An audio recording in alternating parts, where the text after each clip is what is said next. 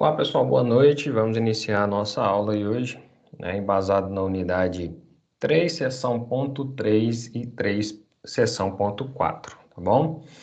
A seção ponto 3 fala um pouco de métodos de esterilização e na seção ponto 4, dando continuidade ao raciocínio da aula passada, vai falar sobre antibiograma. Na aula passada a gente falou sobre antibiograma, falamos também sobre a questão da resistência aos antimicrobianos, tá bom? Classes de antimicrobiano, e agora a gente vai falar sobre antibiograma. Antes, porém, passando aí pela unidade 3, seção ponto 3, a gente vai falar sobre as questões que tangem a questão da esterilização.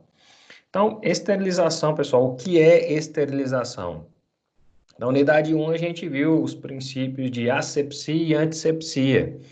A asepsia é por métodos químicos, a antisepsia também por métodos químicos. A diferença é que a asepsia, ela é formada ou ela é feita por desinfetantes químicos em superfícies inanimadas ou não vivas, certinho?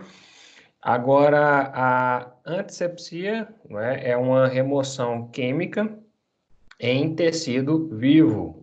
Então, aí utilizando principalmente álcool iodado, álcool 70%, para fazer aí essa antisepsia do tecido epitelial. Tá bom? Então, esse processo que nós conhecemos de descontaminação de superfícies inanimadas é justamente a asepsia, e de superfícies vivas é a antisepsia, tá bom? E aí, agora, nós vamos estudar o processo de esterilização. A esterilização, ao contrário da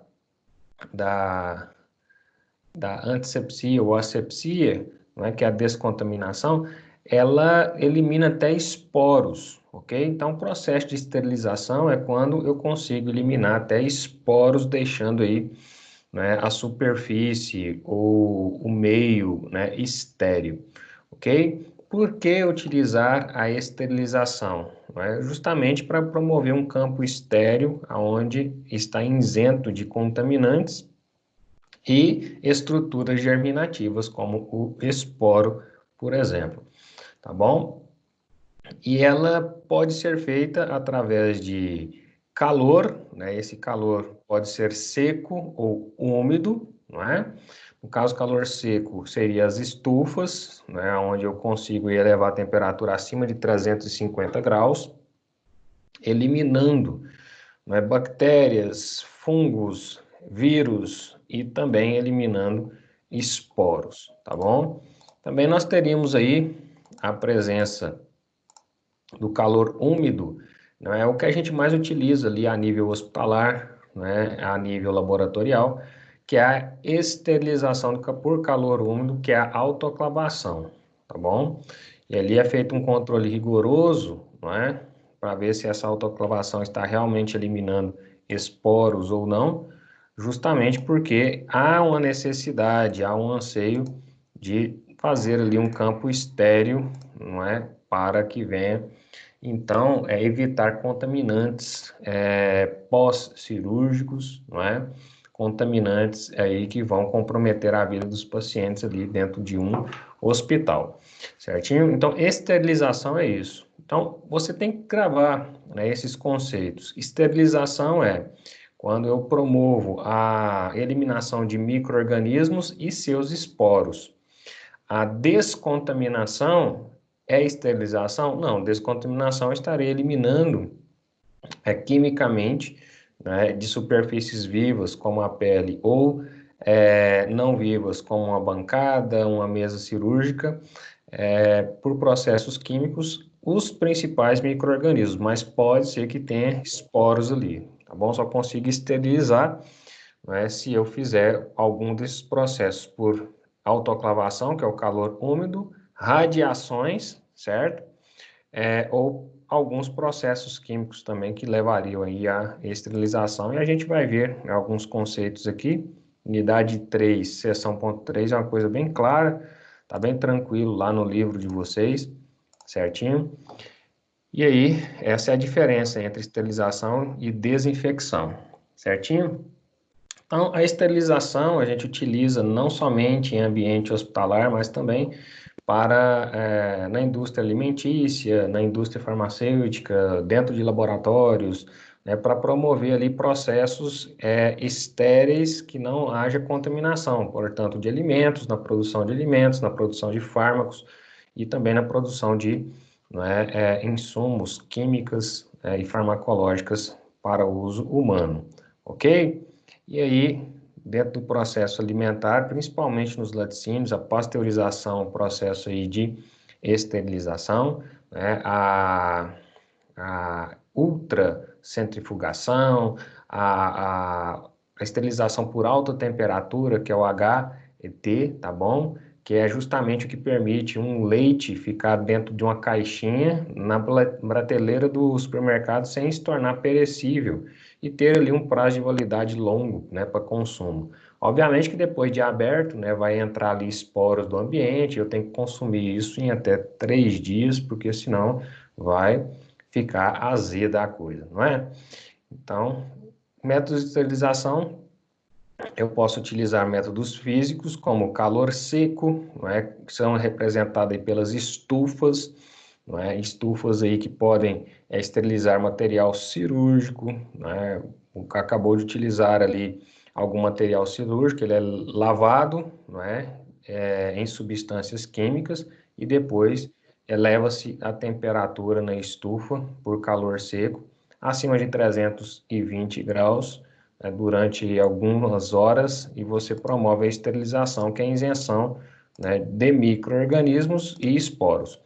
Também nós temos o calor úmido, como eu ia falando, a autoclavação, né, que a autoclave permite você colocar ali tanto materiais sólidos quanto materiais líquidos e semissólidos, tá bom?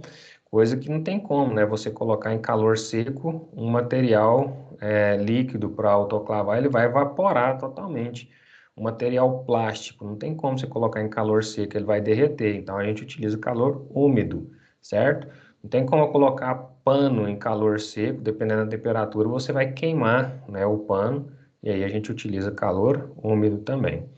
Tá bom? As radiações ultravioletas, né, que são radiações não ionizantes, porém que promovem aí o método de esterilização de superfícies e ambientes, certo? Basta ali aplicar uma luz ultravioleta durante 30 minutos, incidindo sobre aquele objeto que você quer esterilizar, e vai ocorrer ali a esterilização, certinho? E isto é mais um método de esterilização. Radiações ionizantes, raio-x, raio gama, tá bom? São aquelas radiações que acabam promovendo ali danos celulares e levando os micro-organismos à morte celular e eu consigo esterilizar.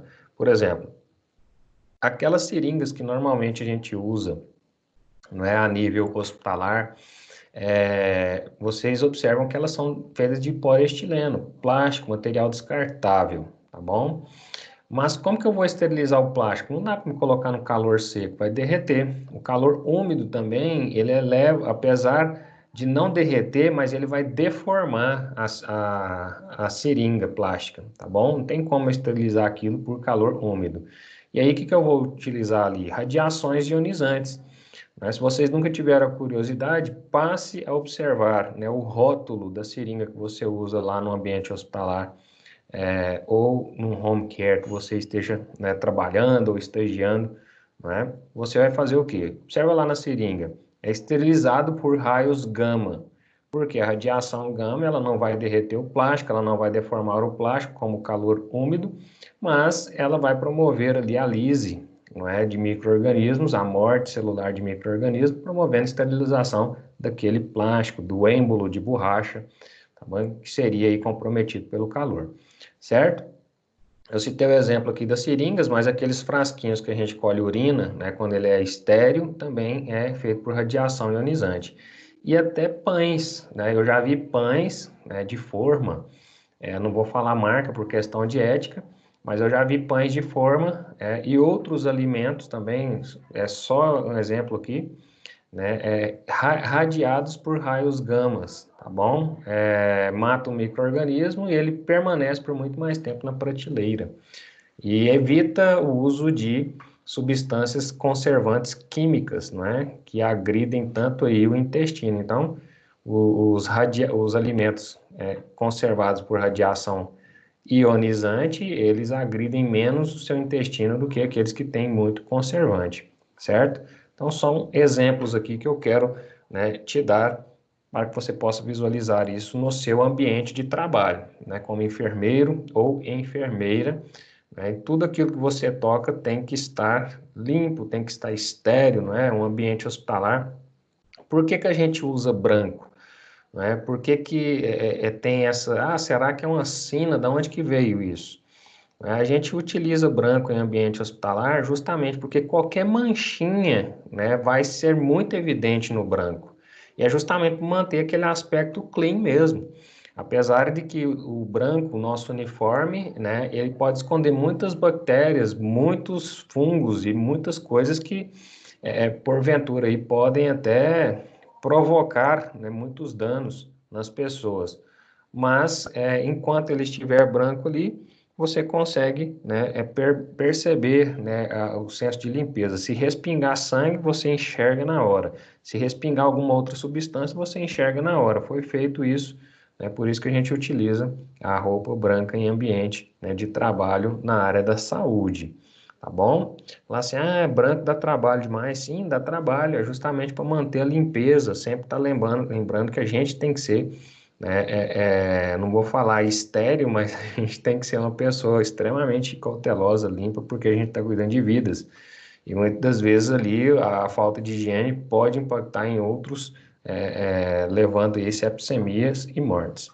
Então, daí, para esterilizar todo o material de manipulação diário dentro de hospitais, clínicas, home care, né, a gente utiliza calor seco, que é estufa, calor úmido, que é a autoclavação, as radiações ultravioletas, né, que são a radiação de exposição àquela luz ultravioleta, radiação ionizante, que são os raios-x e raio gama, para a esterilização aí de plásticos, alimentos, seringas, coletores, tá bom? Bolsas, né, de coleta, naquela bolsa de sangue, aquelas coisas, né, que vão precisar ser estéreis para receber um material que já é estéril, tá bom? Então, você tem essa situação.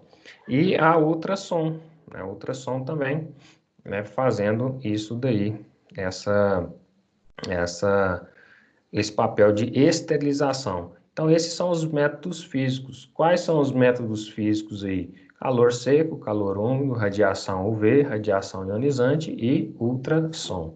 Também tem os métodos químicos, né? As químicas utilizadas aqui são os líquidos ou gases, né? Matam ou danificam irreversivelmente a capacidade dos micro-organismos reproduzirem, tá bom? Exemplo, o hipoclorito, que a gente tanto usa, né, para promover desinfecção, ácido peracético, formaldeído e fenóis, tá bom? São exemplos aqui, né, de situações que a gente pode estar elencando dentro de substâncias químicas, certinho? Então, pessoal, tanto aspectos físicos quanto aspectos químicos, a gente pode promover esterilização, que é a eliminação de bactérias, fungos, vírus, poros, primers, tá bom? Prions, ok? Que são fragmentos de DNA, fragmentos de RNA, certo? Que são capazes de causar doenças. No início das atividades, a gente falou, né, sobre isso, quando a gente exemplificou ali os tipos de micro-organismos, citando o exemplo aí da vaca louca, que é uma doença causada por um prion, ok? Esse prion aí justamente é um fragmento de DNA que causa doenças neurodegenerativas, certinho? E aí temos os reatores bioquímicos e tubulares, né, vapor saturado, equipamento destinado ao processamento de produtos de fermentação, Bombas, filtros, centrífugas, colunas cromatográficas que promovem a esterilização por calor úmido ou agentes químicos. E aí eu vou utilizar material de laboratório, autoclaves, fornos, radiações. Autoclaves, calor úmido, forno, calor seco e radiações, né, ionizantes ou não ionizantes, promovendo a esterilização. Por exemplo, de um meio de cultura, né, eu vou utilizar ali calor úmido, né, meio de cultura para crescimento bacteriano. Aqueles que vocês utilizaram lá nas aulas práticas. Né, meio de cultura, calor úmido, né, filtração em membranas.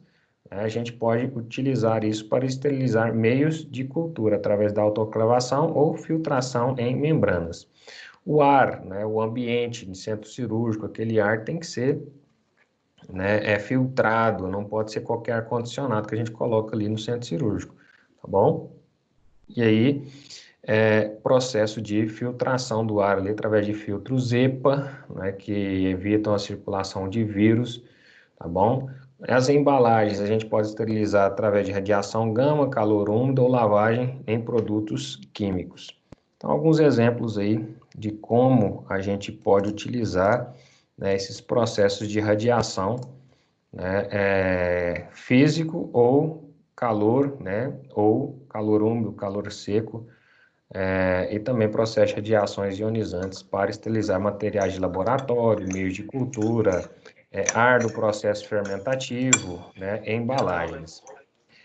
E também a questão aqui, né, de você entender como que isso funciona. Por exemplo, o modo de ação no calor úmido, aí, temperatura elevada associada a elevado grau de umidade, né, desnaturação irreversível de proteínas e resistência de proteínas e hidratação de células. Então, o calor úmido mata justamente por desnaturação proteica, tá bom? O calor seco, a oxidação de seus constituintes químicos mais lenta e eficaz, menos eficaz do que o calor úmido.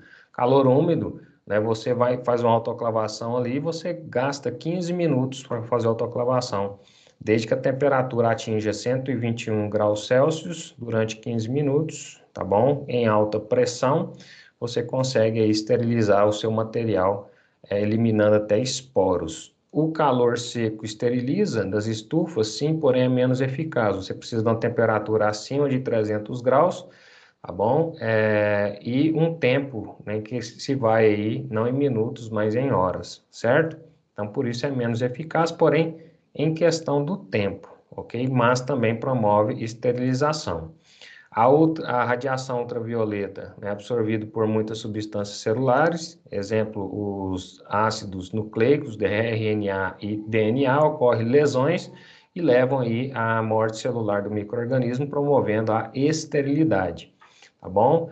A sensibilidade ao pH, estado fisiológico das células e a constituição genética acabam sendo alteradas e, por isso, radiação ultravioleta acaba matando, né, as bactérias, fungos, durante 30 minutos de exposição é o suficiente, tá bom? Radiação ionizante, raios alfa, beta, gama e raio-x, mas principalmente raios gama, né, a gente utiliza para promover a esterilização. O raio-x é mais para controle ali de imagem dentro do ambiente hospitalar, não é? Através de radiografias e etc. O que a radiação ionizante faz? Ela atinge a molécula de DNA, né, e aí o micro-organismo não resiste, ok?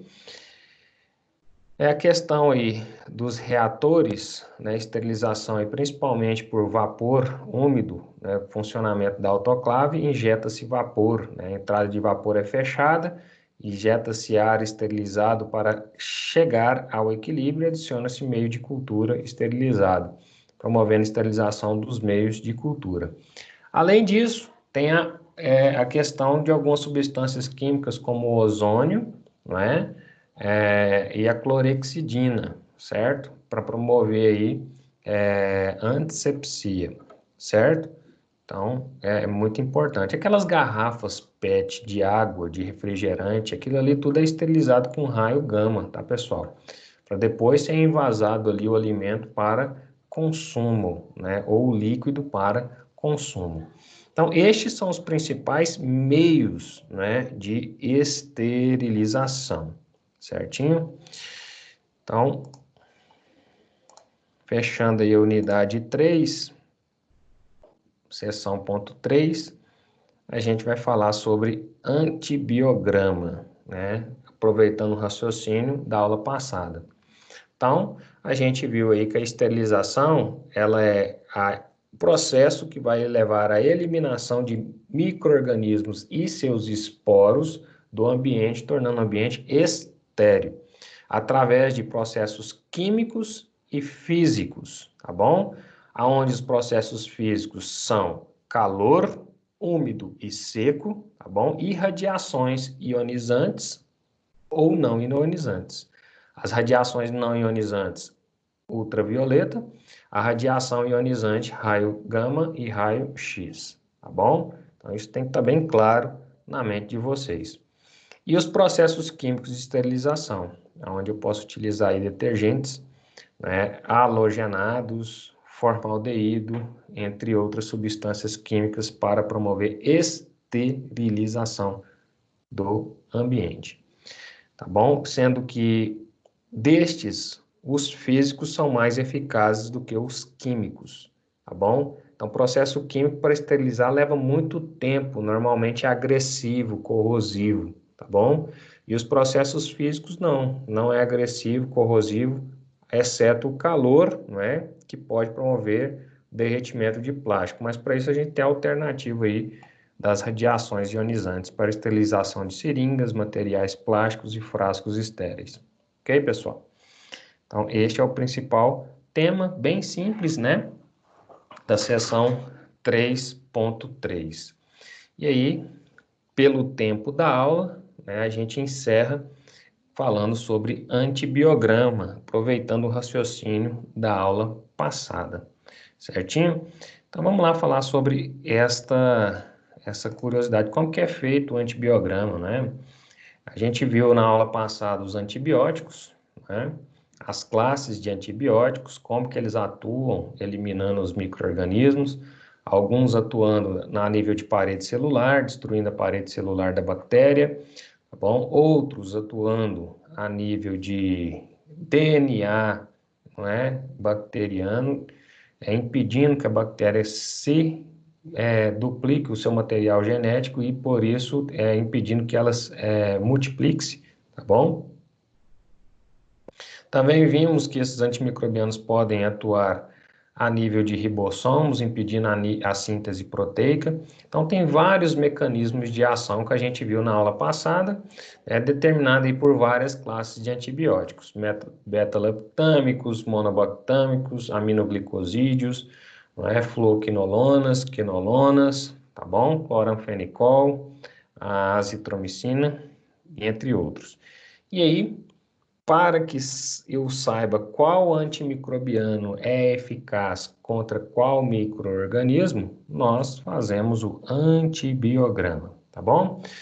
Então, o antibiograma nada mais é do que testar as concentrações de antibióticos que vão eliminar os micro-organismos, no caso aqui as bactérias, visto que antibiótico, como eu já falei, mata bactéria. Antiviral, inibe a replicação viral e antifúngico mata fungos, tá bom? Então, sempre esse conceito tem que estar na mente de vocês, porque soa muito mal para um profissional da saúde começar a falar de vírus e falar que antibiótico elimina o vírus. Pelo amor de Deus, isso não existe. Antibiótico elimina bactéria, sempre, tá bom? Assim como antiviral inibe a replicação viral e antifúngico elimina fungo. Então a gente tem que separar essas três classes de micro-organismos e a quarta classe, que são os parasitos, né, é eliminada aí pelos antihelmínticos,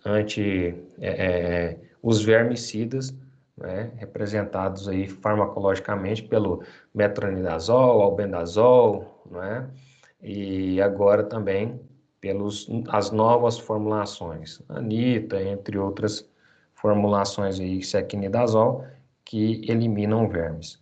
Então, dentro de antibiograma, entendendo que ele elimina as bactérias, eu vou fazer justamente uma placa de meio de cultura, como vocês estão vendo aqui, tá bom? Semear a bactéria de uma forma que vocês vão aprender, né? Como que ela cresce em toda a placa, como você está vendo aqui, certo? Existe uma técnica que eu vou te ensinar aqui, mesmo não estando em aula prática, você vai entender como que isso faz, né, aqui com o professor Éden, tá bom? E depois eu testo vários antimicrobianos, né, aqui em cima dessa placa. E quando o antimicrobiano ele difunde pela placa de agar, não é? Ele, se tiver efetividade contra a bactéria, ele elimina o crescimento. Olha, forma uma zona de inibição, a bactéria não suporta a presença do antimicrobiano. Eu entendo que esse antimicrobiano é eficaz contra a bactéria. Assim como esse outro aqui não foi eficaz, olha, a bactéria cresceu até o talo do disco, né, de antibiótico, assim como esse outro aqui. Então, eu entendo que este e este aqui, né, são antibióticos que a bactéria suporta a presença dele, por isso a bactéria é resistente ao antibiótico, tá bom? Ah, professor, então esses que têm o halo maior, eles matam mais do que esses que têm um halo menor? Não, não é assim, tá bom? Tudo existe regras e padrões que seguimos mundialmente falando. O livro aí de vocês, né, tá certo que ele foi editado aí em 2017, 2015, dependendo da edição, não é? Fala sobre o CLSI, que é o Centro, né, de, de padronização de várias técnicas laboratoriais e hospitalares, não é? Que determinavam as regras de sensibilidade e resistência dos antibióticos dentro desse antibiograma, desse teste. Porém, hoje a gente usa o BRCAST desde dezembro de 2019, mas, né, para você entender, a gente vai explicar aqui direitinho. Então, o teste de antibiograma foi feito para normatizar a sensibilidade dos antibióticos frente à bactéria, tá bom? Então, essas bactérias que cresceram junto da presença do antibiótico, significa que elas são resistentes aos antibióticos. Ela tem algum mecanismo de resistência daqueles que nós discutimos na aula passada, seja uma bomba de efluxo, seja esse mecanismo de resistência representado aí por uma troca de sítio de ligação, né, do antimicrobiano, ou seja, por uma enzima que essa bactéria produz que quebra o antibiótico e ela suporta a presença dele. Por isso que ela consegue crescer mesmo na presença do antibiótico. E esses outros que formaram zona de inibição, né, existe uma regra para saber se essa zona de inibição realmente é uma zona que promove a sensibilidade, né, do antibiótico, ou seja, ele elimina realmente a bactéria ou não, tá bom? Então, a gente pode fazer por esse método, que nós chamamos de método de disco difusão, né, ou método de Kirby e Bauer, certo? Onde a gente pega uma placa, né, uma placa de bacteriologia, uma placa de Petri, tá bom? E coloca agar, Miller-Hinton, é o nome do agar, tá bom? Aqui dentro e coloca a bactéria para crescer aqui em toda a extensão da placa. Depois que a gente fez isso, colocamos os discos de antibiótico, aguardamos aí 24 horas a 36 graus Celsius na estufa e a gente observa o crescimento bacteriano e quais antibióticos essa bactéria foi sensível e quais antibióticos essa bactéria foi resistente. Uma outra forma de se fazer, né, antibiograma é por microdiluição, só porque gasta aí muito tubo, né? Eu pego o antibiótico, né, e coloco aí em caldo líquido, enriquecido. Observe aqui, ó, o controle positivo é onde não tem antibiótico e a bactéria vai crescer no caldo. Esse controle positivo serve para quê? Para ver se o caldo que eu estou utilizando, ele realmente funciona para crescer essa bactéria, certinho? Então, olha só, controle positivo, não é? O caldo semeado com a bactéria e você observa que a bactéria cresceu aqui, não é? Porque houve turvação do meio de cultura. E o controle negativo é o caldo sem inocular nada nele. Observe como que ele fica límpido, sem crescimento, ou seja, ele está estéril porque foi autoclavado, né, esterilizado por calor úmido antes de fazer essa batelada de antibiograma. Depois adiciona-se 0,2 microgramas de antibiótico, 0,4, 0,8, 1,6, 3,1, 6,2, 12,5 e 25. O que é isso? Uma diluição seriada do antimicrobiano, tá bom? Aonde essa diluição seriada vai da maior concentração até a menor concentração. E aí você observa o quê? Que diante desse antibiótico, vamos supor que esse antibiótico aqui fosse a amoxicilina, tá bom? E esse micro-organismo aqui fosse um Streptococcus pyogenes, certo? E aí, observando aqui que o Streptopiógenes cresce nesse meio de cultura pelo controle positivo, controle negativo mostra a esterilidade do meio, e na concentração de 0,2 unidades de amoxicilina, né, nós temos o crescimento do Streptopiógenes. Na concentração de 0,4 também temos o crescimento do Streptopiógenes. Na concentração de 0,8 nós temos também o crescimento de Streptopiógenes. Mas olha só o que aconteceu na concentração de 1,6. O estrepto não cresceu mais. Assim, à medida que eu aumento a concentração, 3,1, 6,2, 12,5 e 25, não houve crescimento bacteriano. Isso significa o quê? A bactéria é sensível, o Streptopiógenes é sensível à presença da amoxicilina, ok? Que é um beta-lactâmico, certinho? Que atua na parede celular deste micro-organismo, ou seja, uma ação bactericida, e promove uma concentração inibitória mínima, tá bom? De 1,6. Então, qual que é a concentração inibitória mínima? Ou seja, qual que é a concentração mínima de antibiótico que eu tenho que dar para esse paciente para que haja eliminação do Streptopiógenes? 1,6, porque foi a primeira concentração que ocorreu a inibição do crescimento da bactéria. Se eu der 0,8, a bactéria vai sobreviver. Então, tem que dar, no mínimo, 1,6. Tá bom? Para que serve essa concentração inibitória mínima, Éden? Para tratar pacientes, né, por exemplo, nefropatas. A maioria dos antimicrobianos, eles são por eliminação renal, não é, gente? Então, se o paciente for nefropata, eu não posso administrar muito antibiótico devido à nefrotoxicidade, vai agredir mais o rim desse paciente. Então, nesses casos, a gente utiliza a concentração inibitória mínima necessária. Eu não vou deixar o cara morrer, né, por uma cestite ou uma pielonefrite, tá bom? Ou qualquer outra doença, não é? Mas eu vou administrar a concentração inibitória mínima para eliminar esse micro-organismo, visto que esse paciente tem uma comorbidade que impede ele de tomar a concentração máxima de antibiótico. Então, para isso que serve MIC, é por isso que os laboratórios, né, eles sempre observam a liberação do antibiograma, se é sensível ou se é resistente, né, à presença da bactéria, e se for sensível, qual que é a concentração inibitória mínima capaz de eliminar esse micro-organismo, certinho? Então, como eu falei, aqui visual, eu sempre gosto de mostrar o visual, parece que a gente entende mais, né, quando vê, e aí aqui o meu esquema, né? Então, a sensibilidade do antibiótico, né, em microgramas por ml, tá bom? Então, aqui tem 1 ml, né, exato, medido aqui na pipeta, certo? Esterilizado, depois eu coloco o antimicrobiano, né, na diluição seriada, 0,2, 0,4, 0,8.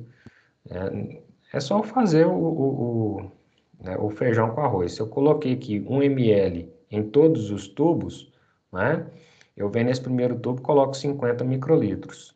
Né, faço a diluição aqui com 50 microgramas por ml. Então, tem 1 ml, eu coloco 50 microgramas. Se eu aspirar isso daqui e passar se eu aspirar aqui 100 microlitros e passar para cá, eu vou estar fazendo a diluição seriada. E à medida que eu vou passando, ó, 100, 50, 12,5, 6,2, 3,1, o que você está percebendo? Que eu vou reduzindo pela metade a concentração. Isso chama diluição seriada de antibiótico. Depois eu venho, inoculo, né, faço o inóculo bacteriano, ok? Em todos os pocinhos que tem antibiótico nas concentrações crescentes e observo onde ocorreu o crescimento, não é? À medida que a concentração do antimicrobiano vai diminuindo, vai aumentando, perdão, o crescimento vai diminuindo, até chegar ao que eu chamo de concentração inibitória mínima, capaz de inibir o crescimento bacteriano.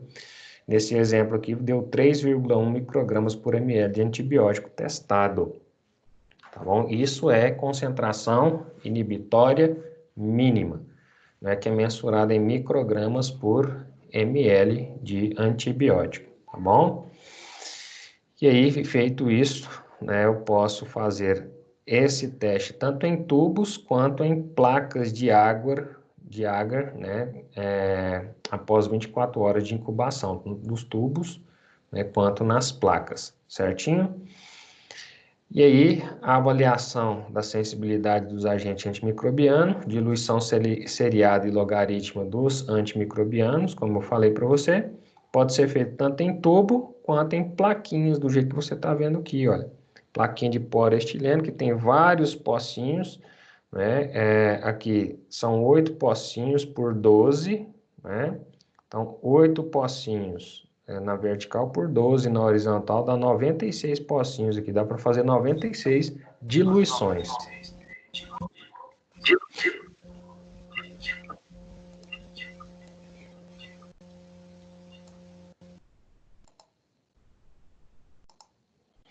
Então, né, em placas estéreis. Né? Como que eu esterilizei essa placa, gente? Calor úmido, calor seco ou radiação gama? O que vocês acham? Isso é uma placa de plástico. Se eu colocar calor úmido aqui, eu vou deformar essa placa. Calor seco, eu vou derreter essa placa. Então, radiação gama, tá bom? Um exemplo aí que a gente vai fixando uma matéria na outra, fazendo o link. Essa placa tem 96 poços, certinho? E as placas de microdiluição podem conter o antimicrobiano liofilizado ou congelado, e aí basta eu reconstituir. E aí, olha só, aonde ocorreu o crescimento bacteriano, tá vendo que tem uma massa de bactéria lá no fundo? A bactéria cresceu e precipitou lá no fundo, tá bom? Então, eu testei aqui o antibiótico A, antibiótico B, C, D, E, F, G, H, tá bom? 8 antimicrobianos. E aqui sempre a menor diluição para maior concentração, tá bom? E aí eu venho, né, na menor concentração aqui desse antimicrobiano, você observa o crescimento bacteriano, formou uma massinha de bactéria lá no fundo. A partir da concentração 0,4 eu já não vejo nada, 0,4 microgramas. Então, 0,2, 0,4, 0,8, né, é aquela diluição seriada, 0,2, 0,4, 0,8, 16, 32, e aí vai, tá bom? Nesse outro aqui, olha, já ocorreu vários crescimentos, né? Então a bactéria é bastante resistente a esse antimicrobiano, porém chegou aqui, ela já não suportou essa concentração de antibiótico. E aí a gente consegue detectar qual antibiótico é sensível à presença da bactéria, ou seja, a bactéria é sensível à presença do antimicrobiano, ou qual antimicrobiano a bactéria é resistente. Se a bactéria fosse resistente a um desses antimicrobianos, você iria ver crescimento dessa forma, da diluição da menor concentração até a concentração mais potente do antimicrobiano, tá bom? Então, como essa bactéria é sensível a todos os antimicrobianos, ela não cresceu até a máxima potência do antimicrobiano e sempre tem, né, um MIC diferenciado, né, de cada antimicrobiano para o outro, certinho? E essa metodologia de microdiluição em placa, ela é muito utilizada, né, em automações laboratoriais, né? Hoje existem vários aparelhos que fazem esse antibiograma automatizado e se baseiam justamente nesse princípio de placas de microdiluição, certinho? E aí o próprio aparelho já faz a leitura, solta o MIC, que é a concentração inibitória mínima, facilitando aí uma rotina pesada dentro da microbiologia. Se for uma rotina leve, né, não compensa ter automação, você pode fazer isso manualmente. Mas se ultrapassar ali, né, uma quantidade de serviço que fica insuportável para uma pessoa, ou duas ou três, dependendo da demanda, você pode automatizar, né, isso daí facilitando, então, ou potencializando, então, a questão do antibiograma no laboratório. E como falamos também, pode ser feito tanto em tubo quanto em placa, né? Ou placa de micropocinhos, ou em placa de agar, onde a gente coloca o agar com antibiótico nas diversas concentrações, 0,25, 0,5, e aí vai aumentando. 4, 6, 8, 16, 32, 0,25, 0,5, 4,3, 4,2, e aí vai aumentando a concentração. Você percebe que na menor concentração houve crescimento de muitas colônias bacterianas, e à medida que eu vou aumentando a concentração do antimicrobiano, a quantidade de colônia vai diminuindo até zerar. Então, onde zerou é a concentração inibitória mínima dessa bactéria, tá bom? Na presença do antimicrobiano, certinho? Então, esse método de placa, né, que a gente usa disquinhos de papel embebido com antibiótico, e uma placa em agar Millen-Hinton, que é o método manual de se fazer antibiograma, bastante difundido e bastante aceito, né, hoje a nível nacional e internacional, é o método de difusão de Kirby e Bauer, tá bom? O que é o método de disco de fusão? Eu pego uma placa de Petri, né, coloco lá o agar base, né, que é o agar Millen-Hinton, inocula a bactéria no agar base e depois vem implantando aqui disquinhos de antibiótico que se fixam nessa placa por aderência, tá bom? Como ela é um disco de papel de filtro embebido com antibiótico, e o meio de cultura, apesar de ser sólido, ele tem água na sua composição, ele acaba absorvendo esse material de papel de filtro, e quando o papel de filtro encosta no agar, não é, ocorre que o antibiótico que está dentro do papel de filtro, ele difunde para o agar, tá bom? De forma irradiada, e aí, quanto mais próximo do disco, maior a concentração de antibiótico. Quanto mais você vai afastando do disco, menor a concentração de antibiótico, certo? E esse método chama de método de discodifusão por causa da difusão do antimicrobiano no meio, e se a bactéria, né, suportar a presença do antibiótico, ocorre o crescimento dessa bactéria até o talo do disco, como vocês estão vendo aqui, tá bom? Se a bactéria não suportar a presença do antimicrobiano, não é, você ocorre a visualização de zona de inibição, como vocês estão vendo aqui, tá bom? Então, a zona de inibição, quando ela não existe, significa que a bactéria suporta a difusão do antibiótico, ou seja, ela é resistente a esse antibiótico. Ela adquiriu, não é, seja por conjugação, seja por transformação, como nós vimos na aula passada, algum mecanismo de resistência a esse antimicrobiano, tá bom? E ela suporta a presença da discodifusão dele, crescendo até o talo do disco. Porém, se, né, a bactéria não suporta a presença do antibiótico, não tem nenhum mecanismo de resistência contra ele, vai ocorrer a zona de inibição de crescimento bacteriano de forma circular devido à irradiação do antimicrobiano, tá bom? E aí, como à medida que eu afasto do disco, vai diminuindo a concentração do antibiótico, como vocês estão vendo aqui nessa figura, também existe um limite de inibição, tá bom? Que eu chamo de concentração inibitória mínima, que corresponde justamente à borda, né, dessa zona de inibição, certinho? Então, esse é o método de difusão de Kirby e Bauer, certinho, pessoal? Então, assim que a gente faz, né, o antibiograma laboratorial. E existe uma série de padronizações, né, promovidas aí pelo CLSI, que é o Standard Clinical Laboratory, né, ou seja, é o padrão mundial a ser seguido, regulamentado, né, laboratorialmente falando. Onde fala que essa placa de Petri tem que ter um agar Miller-Hinton, né, com espessura de 4 milímetros e um pH adequado e neutro. Por quê? Imagina se um laboratório A faz uma placa dessa aqui com 10 milímetros, o outro faz com 4, o outro faz com 2. Quanto mais agar eu coloco aqui, apesar desse ser um agar sólido, eu utilizo água, né, para misturar esse agar, né, e reconstituir esse agar. Autoclavo, né, esse agar vem como um pozinho liofilizado, viu, gente?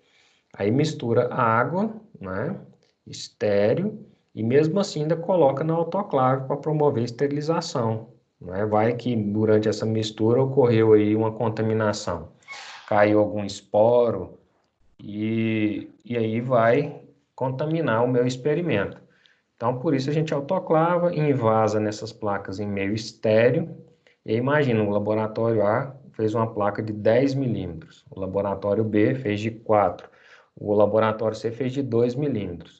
O que acontece? Como o método é de discodifusão e depende da água do meio para difundir o antibiótico, é óbvio que o que fez com 10 milímetros vai ter mais meio de cultura, vai ter mais água, vai diluir mais o antimicrobiano.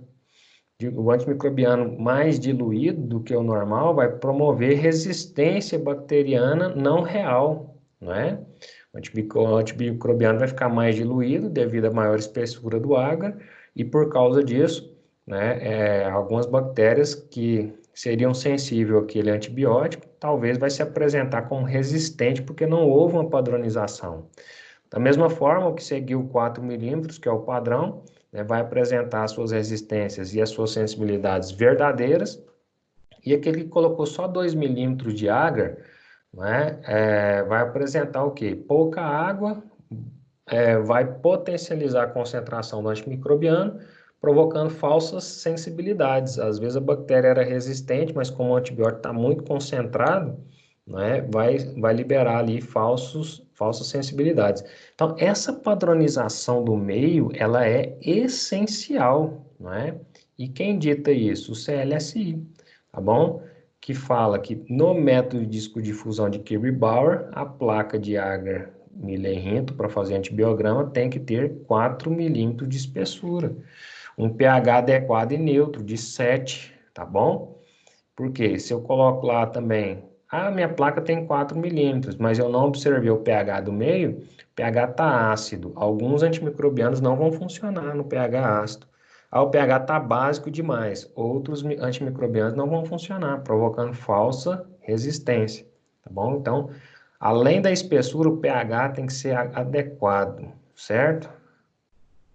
As colônias bacterianas que crescem. Então, pegou lá, né, uma ferida operatória, né, num suave de nasofaringe, né, fez lá o crescimento bacteriano, fez a semeadura, né, bacteriana lá no agar sangue, como vocês estão vendo aqui, colocou em 24 horas para crescer a 36 graus Celsius na estufa. E no dia você observa, onde que esfregou a alça bacteriológica, né, foi esgotando a alça, por isso que essa semeadura chama de esgotamento de alça, e aí no final tem colônias bacterianas isoladas, de crescimento de 24 horas, tá bom?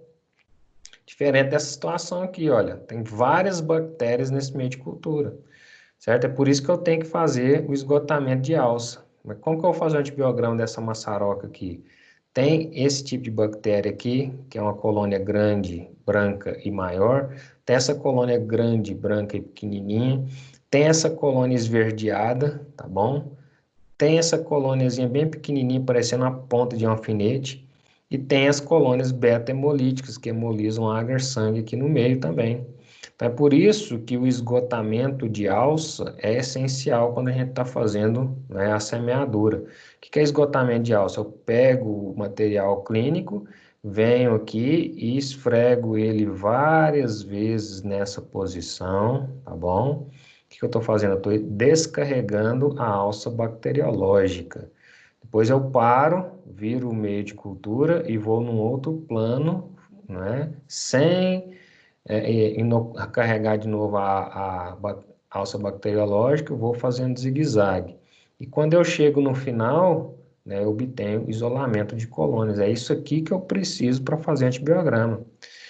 Para cada bactéria que cresce, eu tenho que fazer um antibiograma separado. Não dá para eu pegar isso. Ah, vou pegar isso aqui e fazer um antibiograma tudo junto, misturado. Não, vai ocorrer sinergismo bacteriano, vai ocorrer antagonismo bacteriano, e o antibiograma vai dar tudo errado. Não adianta eu fazer tudo misturado, tem que fazer tudo separado. Observe que aqui estava tudo muito misturado. Foi chegando no final aqui, eu consegui isolar, né, uma colôniazinha é, alfa-hemolítica, que provoca uma hemólise parcial, uma colôniazinha menorzinha aqui, não hemolítica, tá bom? E se eu abrisse essa placa aqui, você ia ver que por aqui também ia ter mais bactérias, certo? E olha só, quem não observa esses critérios de isolamento de alça, né, isso aqui é um tipo de coisa que eu não tenho que fazer. O cara semeou em vários planos, mas ele carregou muita alça. Ele chegou no final aí do esgotamento de alça ainda com a placa tudo carregada de bactéria, não tem colônia isolada. Isso daqui não é o ideal para se fazer o antibiograma. Então tem que ter colônias de 24 horas isoladas, tá bom? E aí eu pego a colôniazinha que cresceu isolada, né? Vou fazer aí o meu antibiograma. O mau preparo do inóculo pode gerar enormes problemas no resultado final. Inóculos mais leves, ou seja, peguei pouca bactéria, pode resultar em falsa sensibilidade. Inóculos mais pesados pode resultar em falsas resistências, tá bom, pessoal? E aí eu vou fazer o que? A padronização, né? Utilizando uma escala, que eu chamo de escala de McFarland, tá bom? E aí a padronização, segundo o CLSI, é que eu faça a turvação da bactéria no meio de cultura em 0,5 McFarland. O que é isso, professor? Essa escala de McFarland é uma escala que mede turvação. Observe que esse primeiro tubo tem 0,5 McFarland, o segundo tubo tem 1 McFarland, o terceiro aqui tem 2 McFarland, o quarto tem 10 McFarland e o quinto tem, perdão, aqui tem 3 McFarland, né? E aqui tem 4 McFarland. Observe que à medida que eu vou aumentando a escala de McFarland, olha o tubo aqui embaixo, ele aumenta a turvação, tá bom? Então, a escala de McFarland, ela foi feita para mensurar a turvação, gente. Essa escala aqui, ela é feita com água em sulfato de bário, é solução de sulfato de bário, e à medida que eu vou aumentando a escala, vai aumentando a concentração de sulfato de bário, que aumenta a turvação. Conseguiram ver essa turvação à medida que aumenta a escala? E aí, por que que eu faço isso?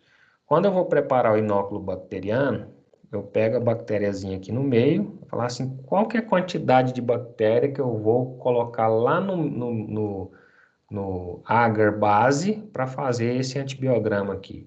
Então, existe uma quantidade. Normalmente é de 3 a 4 colônias, né? A gente pega essa bactériazinha, né? 3, 4 colôniazinhas com aquela alça bacteriológica, e aí vem e coloca numa solução fisiológica, olha aqui, solução fisiológica, e dissolve, né, essa bactéria em solução fisiológica até a turvação dessa solução fisiológica com bactéria, né, fique igual à turvação da escala 0,5 McFarland. Então, olha lá, a escala 0,5 McFarland, aí a gente coloca lá um pano, né, com listrinhas pretas, para visualmente você ver que a escala 0,5 McFarland tem uma turvação, tá bom? E o inóculo bacteriano que eu estou preparando com solução fisiológica, que eu peguei a bactéria lá da placa,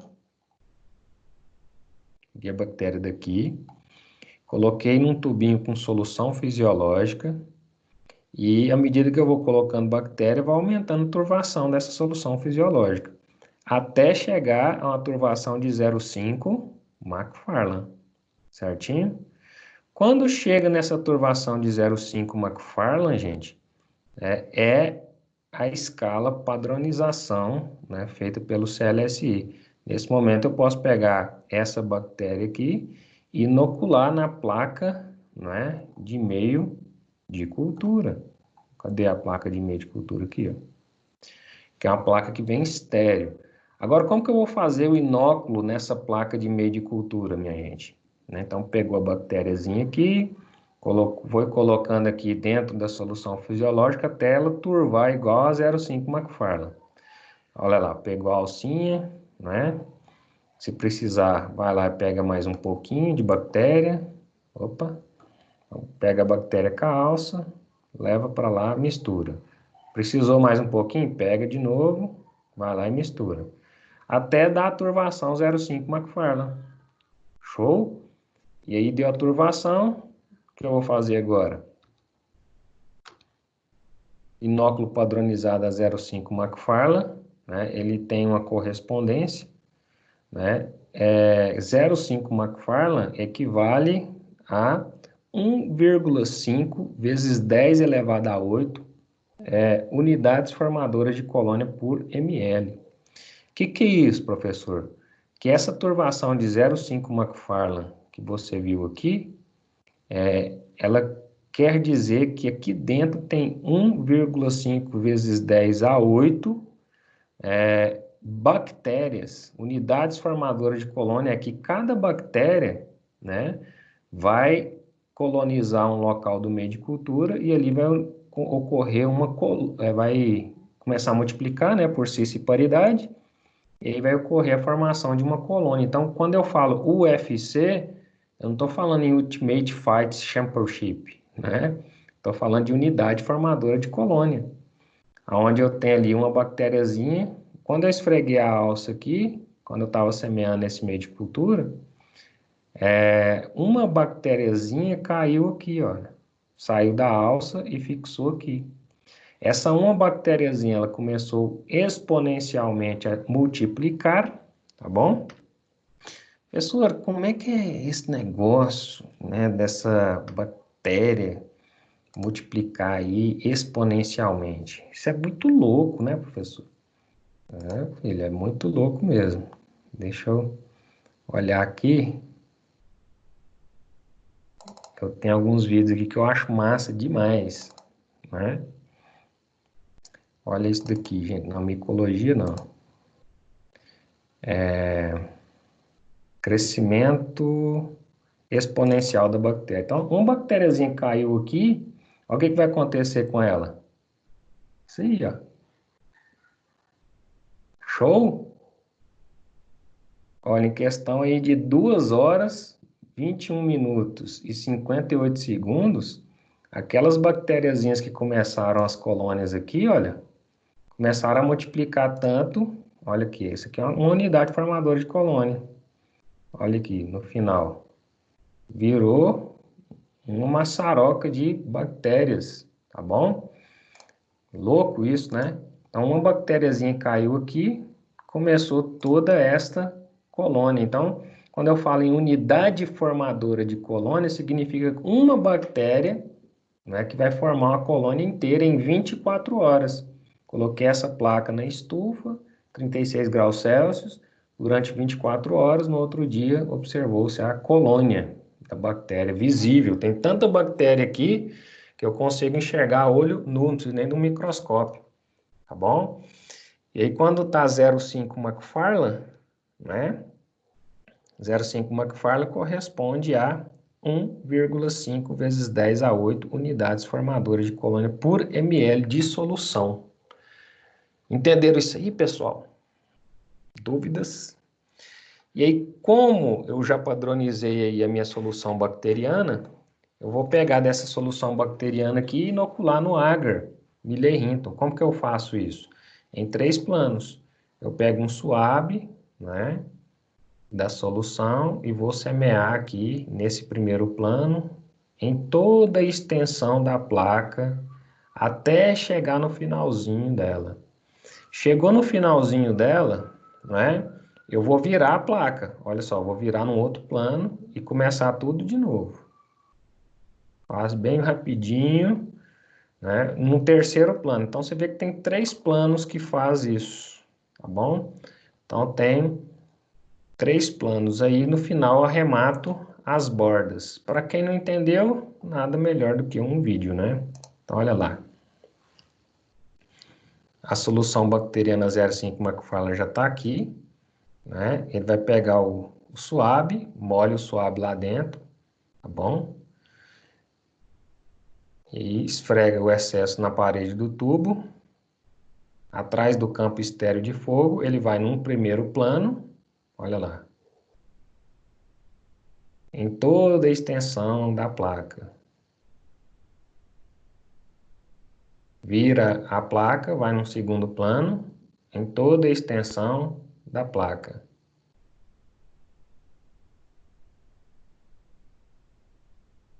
Vira novamente no terceiro plano, vai em toda extensão da placa.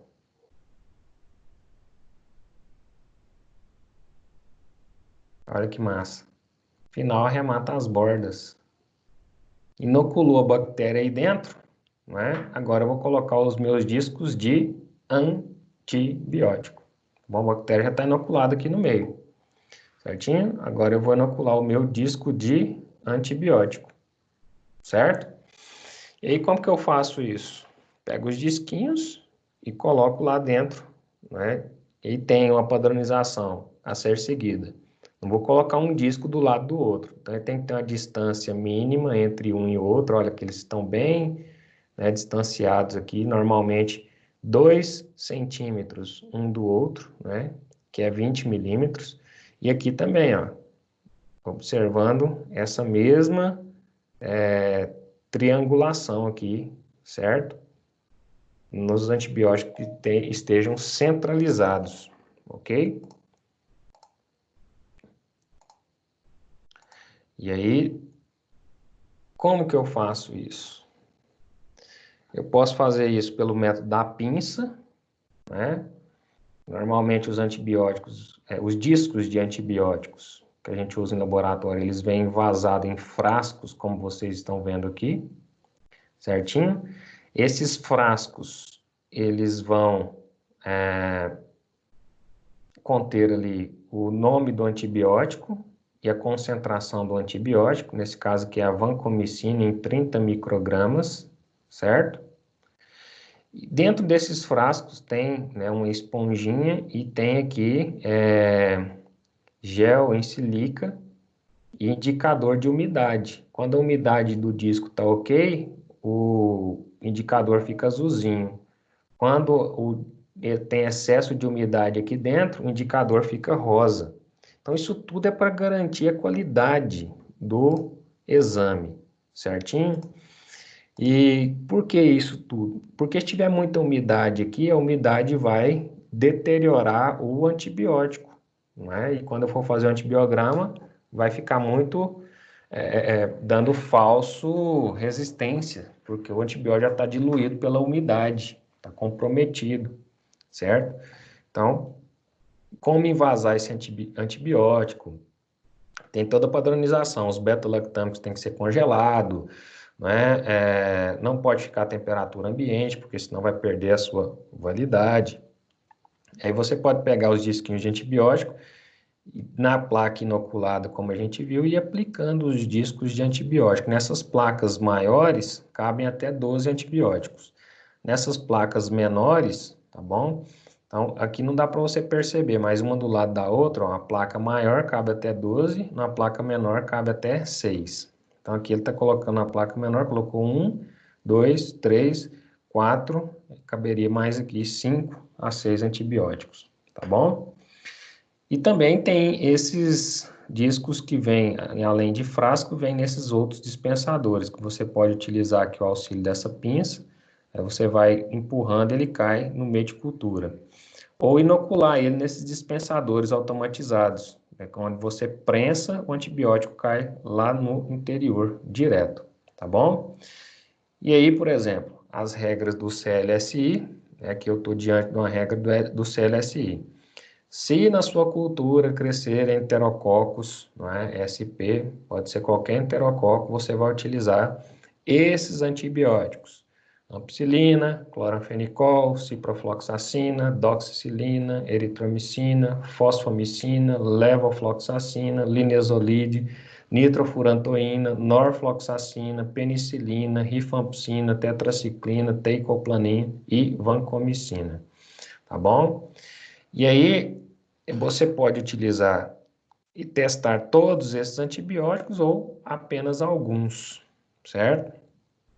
E é condição para o teste usar o meio para disco de fusão, o Agar-Millen-Hinton, que é esse daqui, certinho? O inóculo, a suspensão realizada direto da colônia overnight, não é, de um dia para o outro, a 36 graus Celsius, ela tem que ser equivalente a 0,5 McFarlane, a gente já falou sobre isso. E a incubação, depois que você aplicar os antimicrobianos em cima do meio já inoculado com a bactéria com 0,5 McFarlane, que corresponde a 1,5 vezes 10 a 8 micro-organismo por ml de solução, a temperatura de 35 mais ou menos 2 graus Celsius por 16 a 20 horas e 24 horas para testar a vancomicina.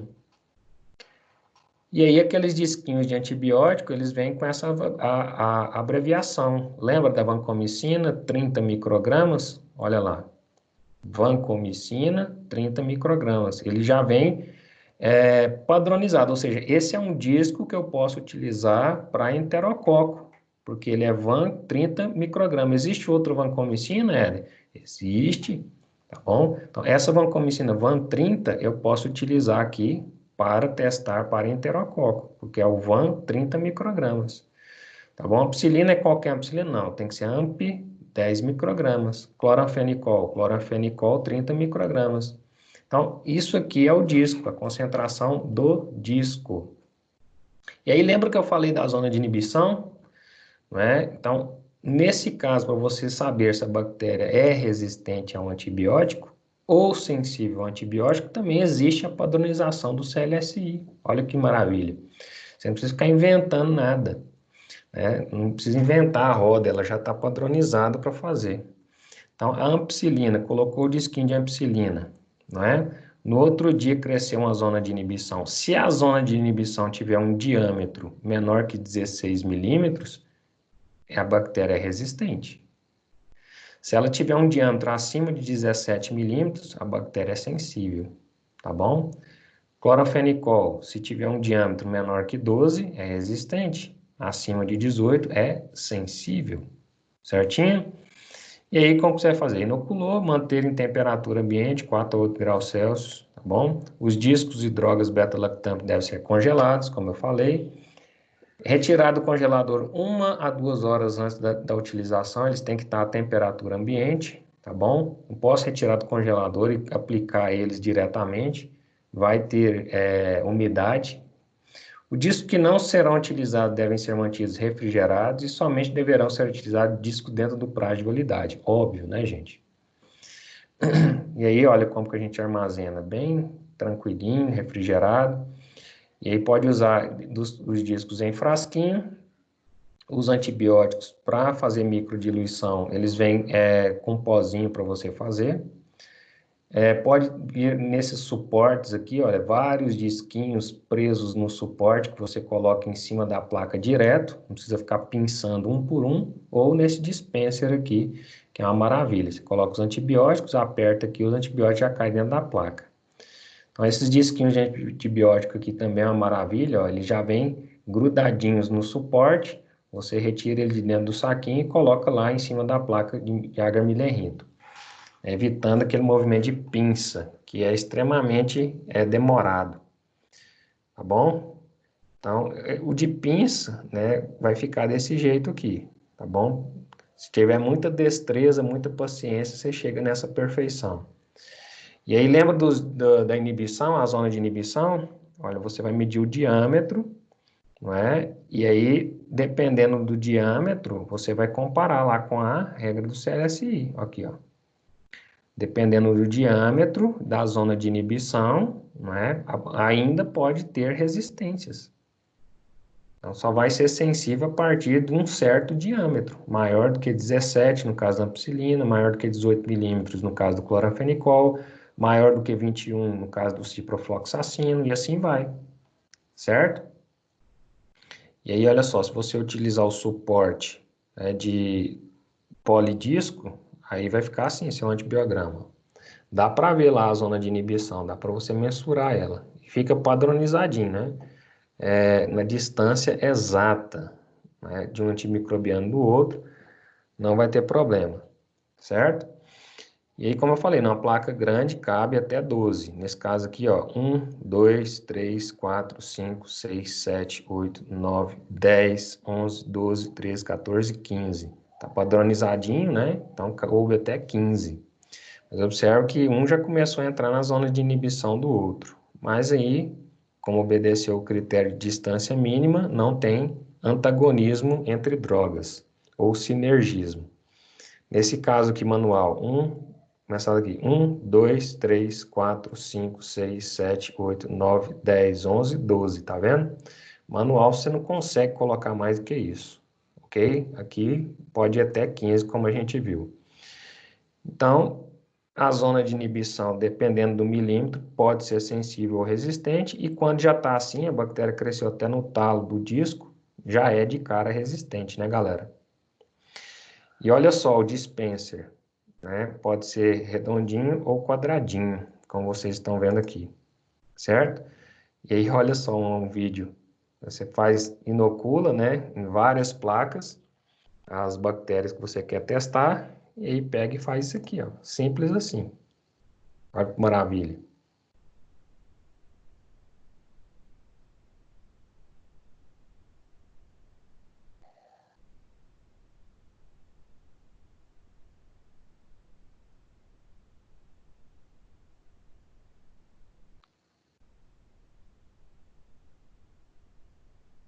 Show de bola? Então, é exatamente isso aí, galera, né? Você tem aí a padronização dos seus discos, né? Nesse caso aqui, cabem 1, 2, 3, 4, 5, 6, 7, 8, 9, 10, 11, 12, mas bem divididinho, bonitinho aqui, né, como vocês estão vendo. É muito bom esse método aqui também, otimiza bastante o tempo dentro do laboratório. E aí no outro dia você vai ver, né, o que cresceu, né, o que inibiu, o que é resistente, o que é sensível e vai liberar, né? O manualzinho, como que você vai fazer? Espera aí, deixa eu voltar aqui. No manualzinho, né, como que você faria? Aí você vai pegar a pinça, estéreo, esterilizado aí por calor. Esse aqui pode ser por calor seco ou por calor úmido. Pega os disquinhos de antibiótico, não é? E vai aplicar disquinho por disquinho, né? Dentro da placa de agar-millerito já inoculada, como a gente viu no disco anterior, ou no vídeo anterior. Tá bom? Olha lá. Aí tem que flambar a alça, né? Esterilizar pelo fogo, que é uma outra forma de esterilização. Esperar esfriar, pegar outro disco e colocar dentro da plaquinha novamente. Então tem que ter muito tempo e muita paciência para fazer isso aqui, né, galera? Então normalmente a gente utiliza aqui, no mínimo, né, aquele suporte de Polysense Disc, se não tiver condição de comprar aquele multiuso lá que dispensa tudo de uma vez, né? Olha só. E aí não tem padronização, né? Aqui tá maior do que aqui, então tem que ter muita destreza. Eu não posso tirar um antibiótico daqui e colocar no outro lugar. Porque se eu fizer isso, já começou a difundir antibiótico aqui, né? E aí vai ter duas zonas de inibição. Então, quando o disco encosta lá dentro, olha lá, ele absorve, né, ao meio e a água do meio passa para o disco e difunde o antibiótico. E aí tudo segue o manual, né, de antibiograma. Cada ano libera um, o CLSI libera um, tá bom? Então não posso fazer isso, ó. É tirar o antibiótico e colocar o antibiótico de novo no lugar que eu quero, porque onde ele caiu a primeira vez, já começou a difusão, certo? Então esse método manual aqui, cara, ele é o mais vagabundo que existe, né, pegando aqui por pinça. tá bom? Então tem que ter muita pouca cultura para fazer e muito tempo para fazer. Depois você pega a placa, coloca lá na estufa, né? E tá tudo certo, ok? E aí no outro dia você vai medir a zona de inibição, seja com uma régua, você vai medir o diâmetro, tá bom? Nesse caso aqui deu 20 milímetros a zona de inibição do antibiótico oxacilina 1 micrograma, tá bom? 20 milímetros para esse antibiótico aqui é sensibilidade. Ou você pode usar um paquímetro, né, como você está vendo aqui. Então, a medida do halo pode ser com régua ou paquímetro. E como que você vai liberar? De qualquer jeito, essa zona de inibição tem critérios, e essas bactérias que cresceram dentro da zona de inibição são bactérias que adquiriu alguma resistência ao antibiótico. Então, você tem que ficar atento a isso. Nesse caso aqui, amoxicilina 10 microgramas. Aí eu mudei aqui, ampicilina 10 microgramas, tá bom? Que seria esse antibiótico aqui, ó. Tá bom? Peguei daqui e passei para cá. E aí, essa é a zona de inibição principal, né? Aí eu vou medir o diâmetro aqui. Peguei a régua, medi, deu 2,5 centímetros, ou seja, 25 milímetros, né? Para o antibiótico ampicilina. Só porque tem essa bactériazinha aqui dentro, que eu estou desconsiderando. E aí, como que eu tenho que fazer? Eu tenho que traçar uma outra zona aqui, olha, não é 25 milímetros. Tem que considerar essa bactéria aqui, porque senão eu não vou estar respeitando a zona de inibição correta. E aí já caiu para 2 centímetros, ou seja, 22 milímetros. Caiu 2 milímetros a zona de inibição. Eu vou pegar a tabela, né, da ampicilina. Cadê a ampicilina aqui? Se fosse um enterococo, ampicilina 22 ainda daria sensível, olha. Deu 22 milímetros, se fosse para enterococo, maior ou igual a 17 seria sensível. Então, poderia liberar como sensibilidade, certinho? Olha lá. Tururu.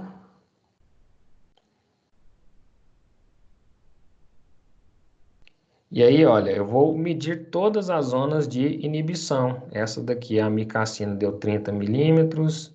Essa daqui é a azitromicina, deu 31 milímetros. Essa daqui é o cloranfenicol, deu 29 milímetros. Esse aqui já solta resistência direto, né? A clindamicina, 0 milímetros. A ciprofloxacina deu 28 milímetros. A teicoplanina, 20 milímetros. E a oxacilina, 22 milímetros. Supondo que esse micro-organismo está aqui, ó, Staphylococcus aureus, né? E aí a moxifloxacina deu 26 milímetros. Eu pego a tabela do CLSI padronizada, né? Tabela 8, valores de halo inibitório para Staphylococcus sp. Nesse caso aqui, Staphylo aureus entra dentro das espécies. Amicacina, né? 30 microgramas. Um halo acima de 17 milímetros é sensível, deu 30. Então, a amicacina é sensível, tá bom? Eu libero a amicacina como sensível. O próximo aqui, a azitromicina, né? Deu um halo de inibição de 31, é maior do que 18, considera sensível. Então, vou soltar a azitromicina, sensível. Cloranfenicol, maior do que 18 milímetros, 29 milímetros deu aqui, então, sensível. Depois, clindamicina, deu 0, né? Clindamicina, para ser sensível, teria que dar maior ou igual a 21. Então, clindamicina eu vou liberar como resistente. E aí eu vou fazendo isso, né? Teicoplanin aqui, acima de 14, deu 20 milímetros, então eu vou soltar como sensível. Ciprofloxacina deu 28, acima de 21 é sensível, então sensível.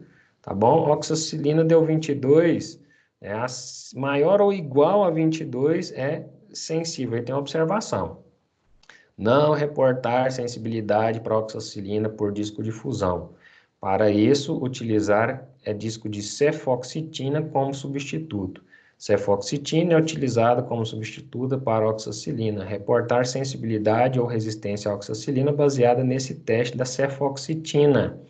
Então, não posso utilizar para estáfilo nenhum, né, o disco de oxacilina. Eu tenho que usar o cefoxitina 30 microgramas, como ele está mandando aqui, olha. Isso é padronizado, tá bom? Então, aqui um disco de cefoxitina 30 microgramas para reportar a oxacilina, deu 22 milímetros. Então, maior ou igual a 22 milímetros é sensível. Por isso que soltou aqui a oxacilina como sensível. Certinho? Então, eu tenho que atentar à padronização para liberar o antibiograma. Tá bom, pessoal? Então, aí, encerra-se a unidade 3, né? Unidade 3, seção 3, falava aí dos métodos de esterilização. A gente viu, né, os métodos de esterilização. Era uma disciplina bem simples, então eu já passei aqui para a seção 4, né? Que é continuidade daquilo que a gente viu na aula passada, que foi do antimicrobiano, e como fazer o teste e a padronização do teste de antibiograma. Agora, vocês da enfermagem já sabem disso, né? Toda vez que o laboratório liberar somente sensível ou resistente, é porque ele está fazendo o método Kirby-Bauer. Pelo método de Kirby-Bauer, não desse de disquinho, que não tem como eu liberar o MIC, concentração inibitória mínima. Então, se você pegar um antibiograma algum dia, só tiver sensível e resistente, não tiver MIC, é porque o antibiograma desse laboratório não foi feito automatizado, tá bom? E não é porque não foi feito automatizado que não presta, não é? A gente viu que esse também é de difusão, é um método eficaz, é um método padronizado, tá bom? Mas se você precisar de um MIC, né, de um paciente aí que não pode suportar altas doses de antibiótico, você só vai encontrar por automação. E aí vai muito da prescrição médica, né? A maioria das morbidades bacterianas pode se tratar só com sensível e resistente, tá de boa. Agora, para aqueles pacientes dentro do hospital, aí normalmente os hospitais já exigem que o antibiograma seja com MIC, por causa desses pacientes, tá bom? Certinho, galera? Gostaram? Aprenderam? Nessa aula de hoje, bastante informação aí, né? Vamos fazer alguns exercícios aqui no livro, então, para a gente dormir em paz com Deus. Vamos lá, então, pegar aqui o livro de vocês.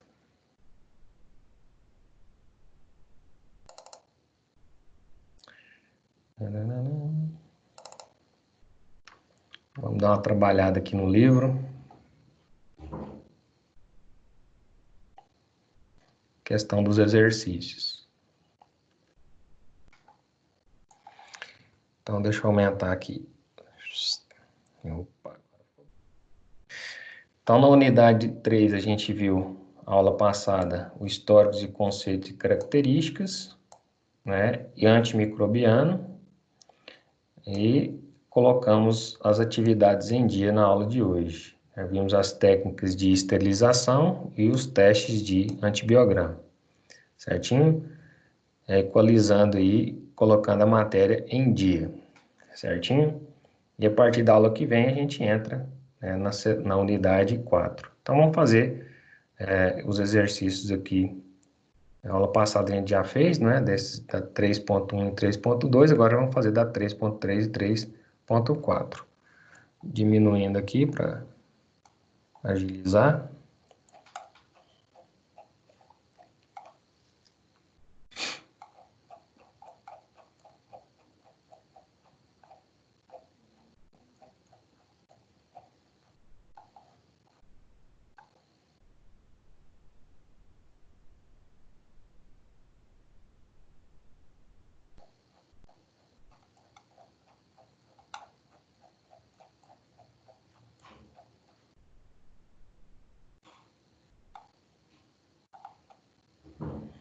Então tá aqui, ó, os exercícios da unidade 3, seção ponto 3, que é de esterilização. Considerando os métodos de controle dos micro-organismos, assinale a alternativa correta. Entre os processos físicos, temos os desinfetantes e antissépticos. Desinfetante e antisséptico não é processo físico, é processo químico, não é, pessoal? Então, entre os processos químicos, temos o calor e o frio. Isso aqui são processos físicos. Entre os processos físicos, temos o calor e o frio. Sim. Então, letra C. Vamos ver o que está errado na D. Entre os processos químicos, temos radiação. Radiação é processo físico, assim como a dessecação, não é? Entre os processos físicos, temos o antisséptico, ele já é químico, não é? Antisepsia, álcool 70, então não rola aqui. Então, letra C. Número 2. Quando tratamos sobre os processos de controle microbiano, é importante também controlarmos os fatores que influenciam no crescimento microbiano, como a temperatura influencia no crescimento microbiano, pH, substrato, não é? Só tem substrato aqui no outro, então temperatura, pH e substrato e tipo de micro-organismo. Então, letra B, certo? Preencheria aqui corretamente essa lacuna. Número 3. Considere as alternativas a seguir e assinale a resposta correta. Alternativa número 1. Processo de flambagem, que é aquele que você viu esterilizando a pinça, por meio do fogo, né? Envolve aquecer, por exemplo, a alça de platina na chama de bico de Bunsen, matando todos os micro-organismos existentes. Então, 1 é verdadeira. Então, aqui não tem um, aqui já está fora. Letra D. Vamos ver a 2. Gases ou vapores, como formaldeído, são agentes químicos, não é? Então, gases são agentes químicos. Vapores são agentes químicos. Então, não é, né, pessoal? Vapor não é agente químico. Então, gases ou vapores como formaldeído, formaldeído é um desinfetante líquido, certo? Então, tá tudo errado essa 2 aqui. Então, o que tiver 2 está fora. A D já está fora, porque não tem a 1. E o que tiver 2 está fora, que é a letra E e a letra B. E a letra A. Então, a alternativa correta é a letra C. Vamos ver se a 3 está verdadeira. Os métodos de controle apenas agridem a parede celular bacteriana. Os métodos de controle apenas agridem a parede celular bacteriana.